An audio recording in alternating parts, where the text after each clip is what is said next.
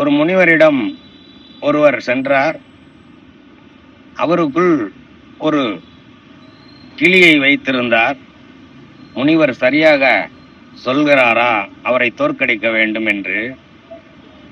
அந்த கிளி உயிருடன் இருந்தது. அந்த முனிவரிடம் அவன் கேட்டான், என்னிடம் ஒரு கிளி இருக்கிறது, அது உயிருடன் இருக்கிறதா இல்லை இறந்து போய்விட்டதா கூறுங்கள் என்று கேட்டான். முனிவர் அமைதியாக இருந்தார். அவனுக்குள்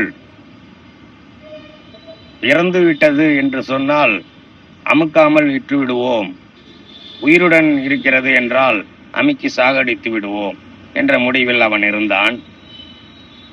ஆனால் முனிவரோ சிறிது அமைதிக்கு பிறகு உன் வாழ்க்கை உன் கையில் என்று சொல்லிவிட்டு சென்று விட்டார். மக்களே, உங்கள் வாழ்க்கை உங்கள் கையில் இருக்கிறது. புரிந்து கொள்ளுங்கள். உங்கள் உரிமையை விற்க முனையாதீர்கள். அதை விற்பதனால்தான் ஓயாத துன்பம் உங்கள் வாழ்வில் நிகழ்கிறது என்ற உணர்வை, உண்மையை புரிந்து கொண்டு செயல்படுங்கள். இதுவே எமது வேண்டுகோளாகவும்